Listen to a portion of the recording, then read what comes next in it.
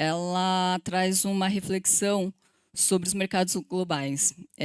O que a gente pode esperar do mercado internacional e como os eventos que acontecem no exterior podem impactar nossa carteira de investimentos. Eu tenho o prazer de convidar ao palco Marina Valentini. Ela é estrategista de mercados globais do JP Morgan Asset Management. A Marina faz parte do time que acompanha o cenário externo da gestora do JP Morgan e ela produz e traz insights muito interessantes sobre esse assunto. Quem vai conduzir o papo com a Marina é o Felipe Salles, que é o nosso economista-chefe aqui do C6 Bank, que ele é responsável pelas análises macro aqui do banco. Bom, muito obrigado, Fabi. Bom, boa noite a todos. Eu gostaria de agradecer aqui mais uma vez a sua presença, Marina. Sempre um prazer enorme recebê-la aqui para essa conversa. Muito obrigada a todos pelo tempo e pelo convite. Bom, vamos lá, Marina. Eu vou começar falando aqui de Estados Unidos. Tá? Bom, como todos sabem, novo governo, várias mudanças anunciadas, mas existe aqui uma atenção especial a um assunto, que, pelo menos do ponto de vista econômico, que são as tarifas. Bom, evidentemente, a gente sabe que tem muita incerteza ainda sobre isso, mas, de qualquer forma, queria perguntar como você está vendo o impacto dessa nova política comercial dos Estados Unidos aqui para o resto do mundo. Obrigada, e acho que é o assunto do momento, né? O presidente Trump começou já com muitas mudanças, tem sido mais de 50 ordens executivas nessas primeiras 4 semanas. Só para pôr em perspectiva, a administração inteira do Biden foram 140, a do Trump primeira 220, então ele já começou com muitas mudanças e principalmente a gente vai ver mudanças no fiscal, na imigração e bem nesse fato de comércio e tarifas. E tudo muito barulho. Tarifas, ameaças à Colômbia, México e Canadá, parceiros econômicos muito importantes, acho que o mercado não esperava essa. Tarifas que já foram implementadas na China, de 10% em alguns produtos, que a China, inclusive, já respondeu. E agora com essas tarifas novas, inclusive em aço também e alumínio começando. Então, muito barulho.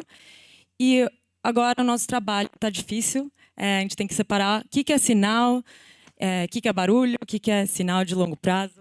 Obrigada. Então, a gente tem que ter uma estrutura para pensar nas tarifas. E, para isso, a gente escuta todas essas entrevistas do presidente Trump, do seu secretário de Tesouro, Scott Bessent, e eles, basicamente, em resumo, têm falado que eles implementariam tarifas por 3 motivos. O primeiro seria para resolver práticas de comércio injustas, como, por exemplo, a China, que tem um déficit comercial gigante com os Estados Unidos, ou seja, os Estados Unidos importa muito mais do que a China importa dos Estados Unidos.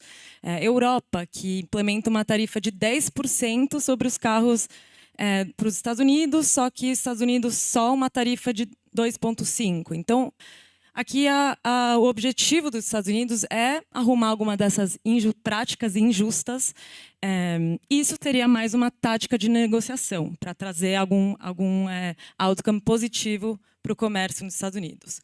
O segundo motivo seria também uma tática de negociação para resolver algumas pautas que são super importantes para a agenda do presidente republicano, que seriam migração, controle de fluxo de drogas ilícitas, o fentanilo, influência na China, na região, mais gasto militar. Aí acho que entra muito essa questão do México e Canadá. Mas aí a gente também vê como tática de negociação. Na verdade, os Estados Unidos quer puxar aqui um acordo favorável para eles. Então, nesses 2 casos, a gente vê as tarifas mais como algo de curto prazo, geram muita volatilidade nos mercados, geram efeito nas moedas, principalmente. Mas aí, quando a gente chega ao acordo, já resolve, a gente já toca para frente, pensa nas tendências estruturais mais importantes. Mas aí o terceiro e último motivo para implementar tarifas seria para trazer uma fonte de financiamento para o governo, usar tarifas como um imposto no importador e tentar trazer mais receita e aí cobrir parte do déficit. Nesse caso, as tarifas seriam permanentes, digamos, né? Seriam já uma ferramenta do governo. E aí eu acho que teria um impacto mais mais forte, não só no PIB, na inflação, não seria temporário. Então, a gente tem que sempre pensar nessa estrutura, tentar entender onde se encaixam essas tarifas. E aí eu acho que, lembrando das lições da primeira guerra comercial, né, não é nossa primeira vez aqui, te lembra que na primeira guerra comercial foi realmente muito barulho, muitas ameaças a parceiros diferentes, mas a tarifa média dos Estados Unidos só subiu de 2% a 3%, ou seja, acabou não sendo tão ruim assim. Já para a China foi outra história, realmente o foco foi na China e achamos que dessa vez vai ser parecido. Então, como cenário base aqui, a gente tem que levar as ameaças a sério, algo realmente vai ser implementado. Nós achamos que o foco vai ser mais na China e de trazer essas negociações favoráveis em outras questões. Perfeito. Bom, a gente sabe que em economia é sempre aquela velha história do cobertor curto, né? Ou você sente frio no pescoço, ou sente frio no pé, né? No sentido que sempre que você quer alguma coisa, tem que abrir mão de outra. Então, se com as tarifas o governo Trump pretende aumentar um pouco a arrecadação, por outro lado, isso pode gerar mais inflação para os americanos. Sim. Como vocês enxergam isso? Quer dizer, que a gente consegue mensurar, tem um número de quanto vai ser o impacto no cenário básico de vocês? Legal, sim, acho que vale a pena falar um pouquinho mais de inflação, porque também tem sido o foco do mercado. Hoje, inclusive, saiu o dado de inflação de janeiro acima das expectativas. Então, agora a inflação, CPI, né, hoje saiu de janeiro em 3%. Por já o quarto mês consecutivo dessa alta na inflação. Mas vendo a foto de inflação como um todo, na verdade, tem sido um caminho bem longo. Lá na pandemia, os preços subiram bastante, os de energia, os de bens, teve problemas nas cadeias de produção. Chegou a inflação a 9%. Aí o Fed subiu os juros e a inflação caiu bastante, chegou muito mais perto da meta, agora está em 3%.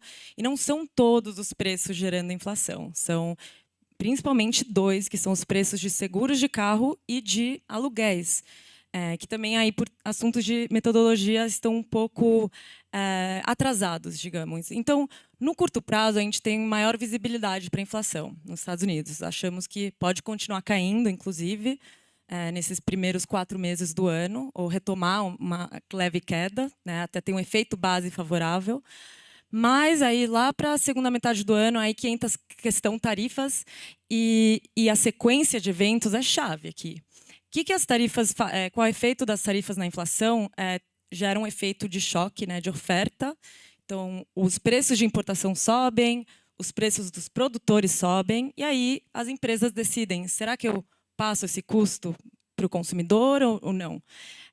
Lá em 2018, a gente viu que teve parte de absorção de preços das empresas, não foi o mar inteiro, mas dessa vez as margens das empresas já estão um pouco mais apertadas, né? Então, sim, prevemos um impacto, um rebote da inflação temporário nessa segunda metade do ano, difícil de dizer quanto, pode ser mais de 3%, 3,5%, sim, vai... Lembrando que a meta deles é 2%, né? Exato. Então, 3,5% parece um número bom, mas para eles Exato. é um número ainda, uma inflação um pouquinho salgada. Sim, não é uma preocupação de inflação como os anos 70 que explodiu, não é isso, é só um detour de novo, pode subir de novo acima da meta, mas não estamos tão preocupados no momento ainda. E como é que fica a vida do Fed, né, do Banco Central Americano? Quer dizer, só para a gente lembrar aqui, teve a inflação na pandemia, o Fed reagiu, subiu o juro, botou o juro no patamar que a gente não via já há mais de 20 anos, e ele estava trazendo a inflação para baixo, a inflação está vindo para baixo, ela já está quase chegando na meta, mas nesse que está quase chegando na meta, a gente vem com esses novos riscos de tarifas, etc, etc. Então, como é que o Fed reage? Continua cortando juro? Para? Sobe? O que é que vocês estão achando? Eu gostei que o Willan falou que ele tem o luxo de não ter que prever os juros. Infelizmente, para mim, é todo dia esse trabalho difícil. E sim, como você falou, acho que quem tem o pior trabalho agora, o trabalho mais complicado, é o Fed mesmo, é o presidente Powell. É mais que o nosso, né? Oi? Mais que o nosso. Mais, bem mais, bem mais. Para a gente é fácil. Aqui a gente não tem a bola de cristal, mas pensando, bom, no que eles têm feito agora, desde setembro eles cortaram os juros em 100 pontos base, né? Agora já o juros está num patamar de entre 4,25% e 4,5%. E todas essas pressões inflacionárias não é só de tarifas. A proposta da nova administração é de uma expansão fiscal, eles querem reduzir os impostos, eles querem diminuir a imigração, né, e os migrantes acabam tendo salários mais baixos, então isso pode gerar pressões nos salários. Então é um coquetel aqui de fatores que podem gerar pressões inflacionárias.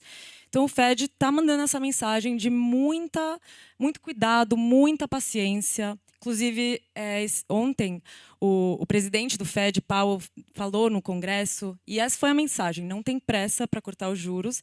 E o dado de inflação hoje, cada vez mais, vai consolidando essa expectativa. Achamos que já não faz mais sentido cortar os juros, não esperamos mais cortes de juros no momento, achamos que o Fed pode ficar em pausa, esperar ter mais clareza sobre todo esse panorama econômico.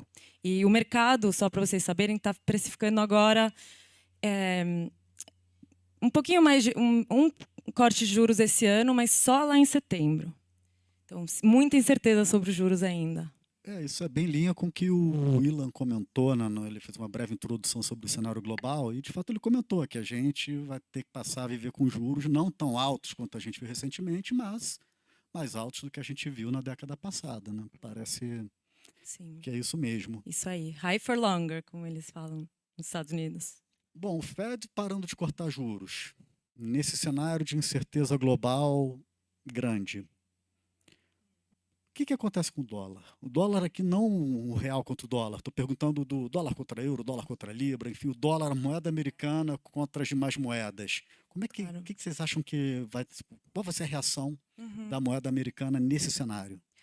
Sim, ótima pergunta. O dólar já teve uma alta importante ano passado. O índice DXY, que é a dólar versus moedas de países desenvolvidos, subiu em torno de 7%. E qual que é o fator mais importante para o dólar? É o diferencial de juros. Se os juros nos Estados Unidos é mais alto que em outros países desenvolvidos, o fluxo de dólares vão para o país com juros mais altos. Então, como o Fed já do ano passado mudaram as expectativas de cortes de juros para menos cortes do Fed e já agora estão realmente mudando, ou seja, estamos nesse período de expectativas de juros altos por mais tempo nos Estados Unidos. Faz sentido pensar que os juros vai se manter, esse diferencial de juros vai se manter alto. Inclusive na Europa eles já continuam cortando juros e vão ter que cortar provavelmente mais profundamente com os Estados Unidos, o Reino Unido também. Então, esse diferencial de juros pode manter o dólar forte. Além desse diferencial de juros, aí eu mencionaria que o Japão é uma grande exceção, né? Porque o Japão está subindo os juros, então aí a expectativa de um ien mais forte. Mas aí o outro fator importante para o dólar é esse assunto das tarifas. As tarifas, incerteza geopolítica, geram também um fluxo de indo mais para o dólar, né? De mais proteção, Exato, uma fuga para ativo mais seguro. Exato, né? a fuga para o ativo mais seguro. Então, esse assunto de tarifas também apoia um dólar mais forte. Inclusive, se a gente olhar o que aconteceu em 2018, na primeira guerra comercial, o dólar se valorizou 10% em janelas de anúncios de tarifas em 2018. Então, achamos que talvez não vai ser tão pronunciada a valorização esse ano, porque a gente já vem de um dólar alto, está caro, mas toda essa volatilidade relacionada às tarifas também pode manter o dólar ou onde ele está ou até mais alto ainda. A gente falou rapidamente sobre os impactos, inflação, juro, dólar, das tarifas, etc. Vamos tentar puxar um fio talvez um pouquinho mais otimista, pelo menos tentar. Não, vamos lá, porque o Trump ele anunciou que possivelmente ele vai adotar uma reciprocidade nas tarifas. E a tarifa dos outros países com relação aos Estados Unidos normalmente são mais altas. O Trump está falando, olha, eu vou adotar a tarifa que você coloca em mim, eu vou colocar em você também. Mas será que isso não pode levar os países a reduzirem as tarifas com relação aos Estados Unidos, exatamente Uhum. para evitar alguma forma de retaliação? Claro, sim, é uma ótima pergunta. A gente está esperando mais novidades dessas tarifas recíprocas, mas se a gente dá uma olhada que outros países têm as tarifas altas, a Índia tem uma tarifa alta média de 12%, a Coreia também 8%, a Europa, como mencionei, tarifas em carros, por exemplo, bem alta. Então, sim, eu acho que isso gera uma pressão a esses outros países de diminuir as tarifas. A Índia, por exemplo, essa semana eles estão anunciando que eles estão pensando em abaixar as tarifas, eles querem evitar ao máximo aqui uma guerra comercial com os Estados Unidos. Ao contrário, a Índia quer se beneficiar do friendshoring, ela quer receber as multinacionais saindo da China, entrando para a Índia. Então, acho que é uma boa tese, pode acontecer sim. Acho que vamos ver para o Brasil, porque o Brasil tem tarifas bem altas também. E eu acho que faz parte dessa pergunta de será que o mundo o mundo está parando de globalizar, vai ser o fim da globalização? A resposta para a gente é não. O comércio, talvez em bens está em queda, mas o comércio de serviços continua crescendo. Se a China não importa mais para os Estados Unidos, para eles não é um problema, porque eles começam a exportar para um monte de outros países. Então, na verdade, vemos como uma mudança nas cadeias de produção, e não necessariamente como o fim do mundo, da globalização. E, de fato, tem muitos países que se beneficiam muito de receber multinacionais, nearshoring, né? México, Brasil um pouco, Índia, países asiáticos. Então, tem oportunidade, sim, nesse tipo de momento. Então, Mariana, eu queria falar um pouquinho sobre China. Também, enfim, China é um país importantíssimo não só para o mundo, mas como aqui para a gente também. E você comentou que, de fato, a parte das tarifas dos Estados Unidos é para estratégia de negociação, etc., mas com relação à China, parece que é para valer, né? E como é que fica o crescimento chinês nesse cenário? Vai ser impactado? A China pode crescer menos por causa disso? Vai ter alguma reação, alguma retaliação? Como é que vocês estão enxergando essa relação Estados Unidos e China? É uma pergunta-chave também. A China, a gente está os últimos 3 anos do PIB da China foram um pouco mais voláteis. Eles têm ainda muitos problemas no setor imobiliário, a confiança do consumidor está bem baixa. Então, o ano passado, eles conseguiram crescer na China 5%, bem na meta do governo. Mas eles tiveram que fazer muito estímulo fiscal para conseguir isso. Então, em setembro, eles anunciaram um estímulo fiscal e monetário coordenado, foi gigante, a bolsa da China subiu 30%. Mas agora o mercado está em momento de, bom, pausa, vai ter mais estímulo, qual que é o efeito das tarifas. Acabamos achando que o estímulo fiscal local e toda essa história doméstica vai ser mais importante para a China do que as tarifas. É interessante que o déficit comercial da China com os Estados Unidos pode até ser grande em dólares, mas representa menos de 3% do PIB da China. Então, para a China, realmente, aqui a questão é como eles vão conseguir melhorar essa confiança do consumidor doméstico, fazer o consumidor começar a comprar casas de novo, imóveis. Acho que o problema está mais local. Mas pensando no impacto das tarifas, talvez isolado, claro, isso na China gera incerteza, pode cair o investimento. É difícil dizer um número exato, mas se as tarifas chegarem a 60%, como o Trump ameaçou, as projeções é que o PIB da China pode ter um impacto, pode ser menor por 2%. E aí a China vai ter formas de responder às tarifas. Pode deixar a moeda desvalorizar para que fique mais barata as suas exportações e outros países comprarem mais. Pode responder com mais tarifas, pode fazer mais estímulo fiscal. Então, talvez essa queda projetada de 2% acabe sendo só um impacto de -1, né? A gente não pode esquecer aqui que a China também tem formas de responder às tarifas que nem ela fez na primeira guerra comercial. Então, mas pensando no contexto de mercados, talvez as ações chinesas seriam uma região que agora estamos olhando com um pouco mais de cuidado. Bom, aqui queria continuar falando aqui dessa relação Estados Unidos e China. A gente viu que nos últimos anos, a gente pode dizer assim, a Bolsa Americana, ainda até agora está tendo um desempenho assim, eu qualificaria como extraordinário e puxado principalmente por ações do setor de tecnologia. Tá? Só que recentemente eu vejo alguns analistas falando que talvez o valor esteja muito esticado, etc. E ainda teve o anúncio recente do DeepSeek. Você acha que. O que você acha assim, desse setor? Será que pode ter alguma correção de preços? Vai continuar performando bem? Qual a sua visão sobre isso? Legal, sim, acho que é uma boa oportunidade para a gente já começar a falar mais das ações, por exemplo, nos Estados Unidos. Queria fazer um ponto-chave também. A gente falou muito de preocupação de tarifas, inflação, mas, na verdade, a economia dos Estados Unidos está bem resiliente agora, está bem forte para navegar essas mudanças. De fato, o PIB cresceu 2,8% ano passado, acima da média histórica. Expectativa esse ano que também cresça bem. Então, tem esse apoio macro para as empresas de tecnologia e, além disso, elas estão gastando muito em CAPEX para desenvolver toda essa infraestrutura de inteligência artificial. Mas, claro, elas tiveram 2 anos incríveis, essas 7 magníficas, as empresas de tecnologia. E agora, como você mencionou, Salles, o valuation delas está bem, bem esticado. Para vocês terem uma ideia, essas top 10 têm um múltiplo preço por lucro de 29 vezes, enquanto o S&P está mais perto de 22 vezes. Então, realmente, se o S&P parece estar caro, é porque essas top 10 empresas relacionadas com tecnologia são as que estão mais caras. Então, acho que esse ano é um momento do mercado olhar para essas empresas e falarem, bom, com esse valuation caro, será que já está tudo no preço? Será que todos esses investimentos que elas fizeram vão se monetizar?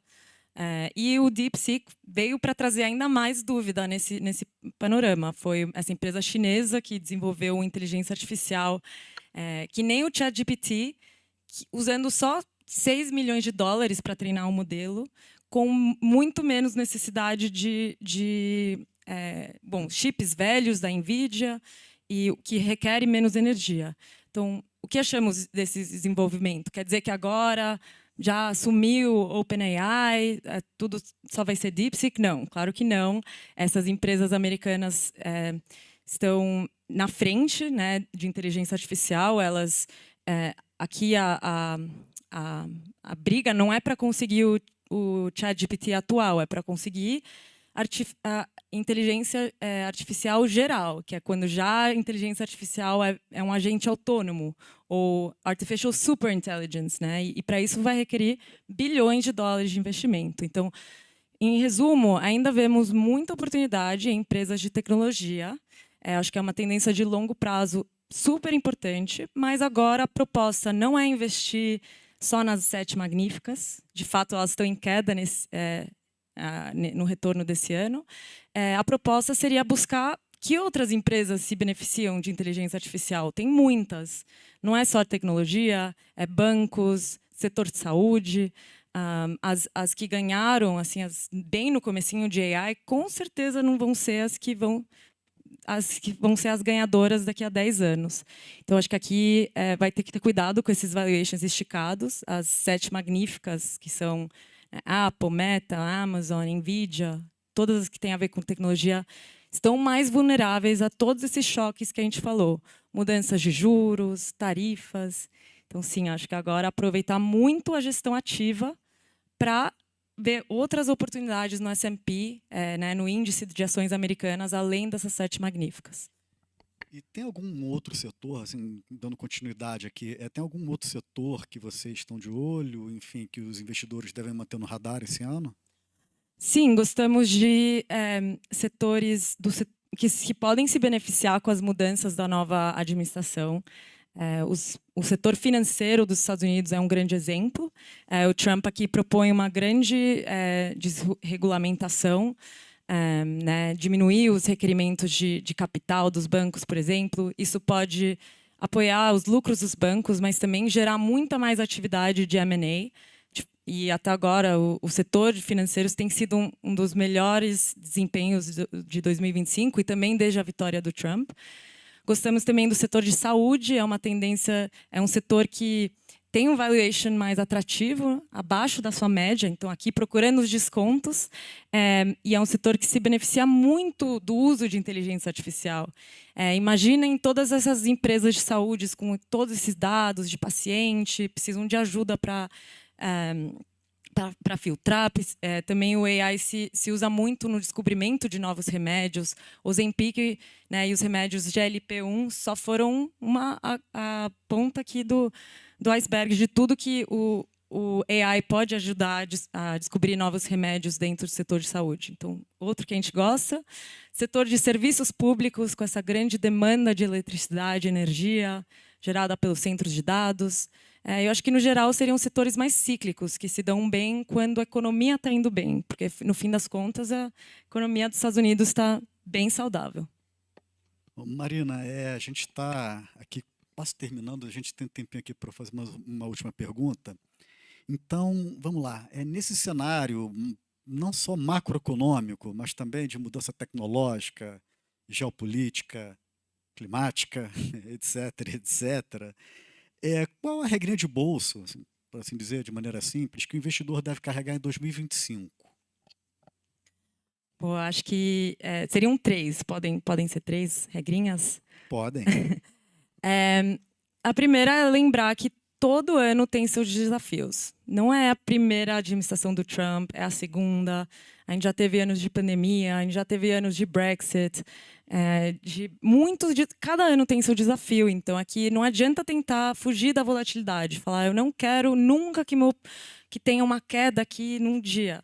Eu acho que aqui é entender que a volatilidade é bem normal. E dentro do S&P, só para dar um exemplo para vocês, nos últimos 45 anos, teve uma queda, cada ano, em média, de 14%, que é bastante. Mas aí, normalmente, o ano acaba sendo positivo. 75% desses últimos 45 anos do S&P terminou em desempenho positivo para aquele ano. Então, um lembrete aqui que a volatilidade é normal.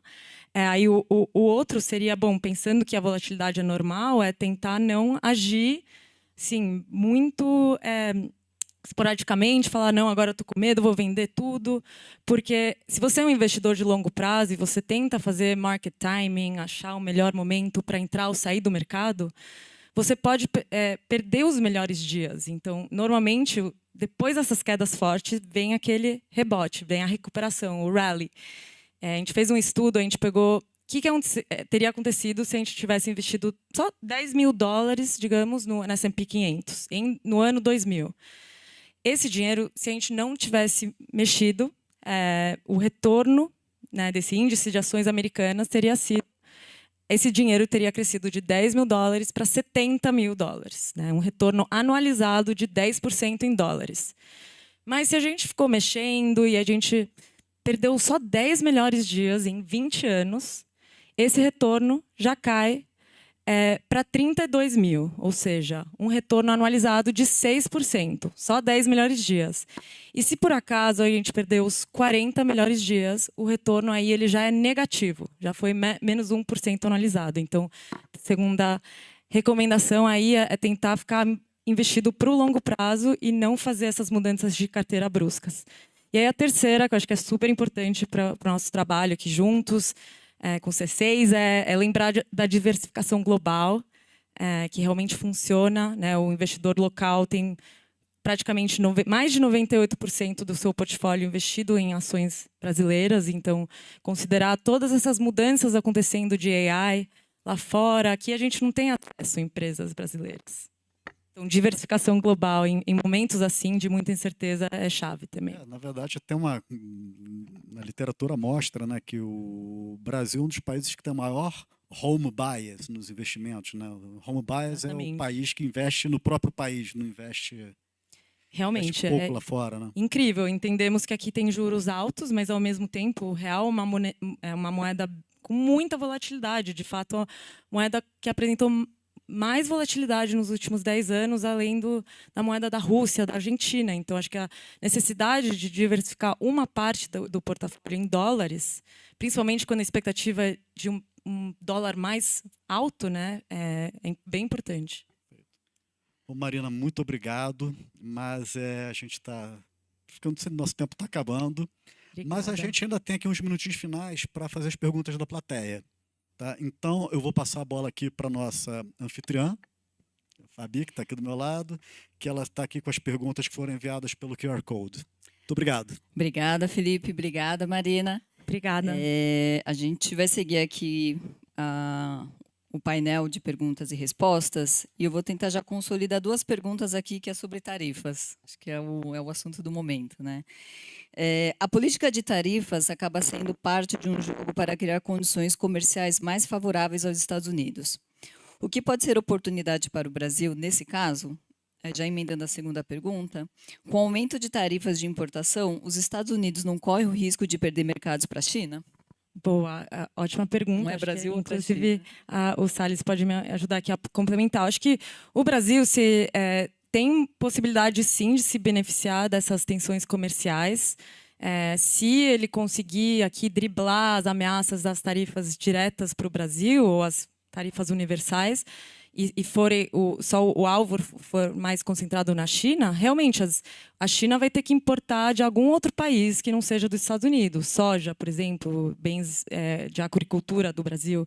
Se a gente olhar em 2018, as exportações do Brasil para a China aumentaram 35% até o ano seguinte, em 2019, porque a China começou a importar mais o Brasil. Então, sim, eu acho que o Brasil pode se beneficiar dessas tensões comerciais, mas, como os outros países, também tem o risco de cair, né, no foco das tarifas universais, principalmente porque o Brasil tem tarifas altas. Então, se o Trump decidir fazer aqui um esquema de tarifas recíprocas, acho que o Brasil também teria muita pressão para negociar com o Trump. Não sei se está parecido aqui com o que você pensa. Na última guerra comercial que teve entre Estados Unidos e China, o Brasil até se beneficiou. Né? Então, por exemplo, foi exatamente isso que aconteceu. O Brasil começou a vender mais soja para a China, por exemplo. Dessa vez, o espaço para esse tipo de ganho acho que é um pouquinho menor. Tá? Acho que a gente aproveitou na outra vez, mas não dá para expandir ainda mais esse tipo de mercado. Acho que é um pouco mais complicado. Com relação aqui ao que a gente está vendo até agora, teve a tarifa no aço. É claro que o setor específico pode ser muito prejudicado, Sim. mas o impacto macroeconômico como um todo, assim, dado que o PIB do Brasil é muito diversificado, não tende a ser tão grande. Né? E uma oportunidade que eu vejo para o Brasil é a gente baixar as tarifas. O Brasil tem tarifas elevadas, não só com os Estados Unidos em geral. E eu acho que o comércio é uma fonte de crescimento, desenvolvimento, traz novas ideias, novos produtos, competição. Quer dizer, eu acho uma coisa benigna, uma coisa boa. Então, seria talvez aqui uma oportunidade da gente baixar nossas tarifas. Acho que de maneira global isso seria salutar para a economia brasileira. Ótimo. Passar um pouquinho aqui para a Europa, aí eu vou também tentar emendar duas perguntas aqui. Qual a perspectiva da Bolsa de Valores americana e europeia para este ano, neste novo cenário? A Europa tende a ser cada vez menos relevante no mercado global ou ainda há espaço para os ativos europeus? Legal, essa pergunta é muito importante nesse momento, que uma das regiões com melhores desempenhos agora nesse primeiro mês do ano é a Europa, né, com uma alta de mais de 8% em dólares. Mas quando a gente compara aqui as mercados acionários globais, a nossa preferência ainda é para os Estados Unidos, porque é uma economia crescendo mais, crescimento de lucro das empresas é maior. Inclusive, os analistas esse ano esperam um crescimento de lucro de 14%. Tem AI, inteligência artificial, desculpa. Então, vemos, né, os Estados Unidos como um todo mais favorável. Mas na Europa, acho que tem muito para aproveitar aqui com os valuations descontados. É um mercado acionário que tem dividendos, inclusive, mais altos que os Estados Unidos. Tem setores da Europa que estão mandando muito bem, com mudanças incríveis, farmacêuticas europeias, empresas semicondutores europeias, empresas de luxo da Europa, né? Então, acho que para a gente, a Europa é mais uma questão de gestão ativa, fazer aquele stock picking, investir em fundos que você consegue escolher a dedo as empresas, porque ainda tem muito risco macro na Europa, né? Tem incerteza política, tem as eleições da Alemanha, da França, tem fraqueza no setor de manufatura. Então, tem alguns pontos positivos, alguns pontos um pouco mais preocupantes. Acho que aqui a solução é ser bem ativo na Europa, aproveitar os descontos e ficar de olho, né? Porque o assunto de tarifas pode ter começado para o México, e para o Canadá e para a China, mas quem sabe quem é o próximo aqui, né? A Europa acaba sendo o parceiro comercial com maiores importações dos Estados Unidos. Então, pode ser o próximo. Então, o risco de tarifas também é bem forte para a Europa. Então, é um mercado que estamos mais neutros, em outras palavras. Ótimo. Vamos para a última pergunta. A inteligência artificial pode ampliar de forma significativa o ganho de produtividade dos países? A resposta, sim. Inclusive, a gente faz projeções econômicas de longo prazo no nosso time. E o ano passado, a gente decidiu aumentar para todos os países desenvolvidos o crescimento, em média, cada ano, por 0,2%. Parece pouco, mas se você vai aumentando cada ano, é bastante, porque são muitas empresas que se beneficiam de inteligência artificial, muita inovação. Então, sim, achamos que aumenta a produtividade, sim, bastante, desculpa.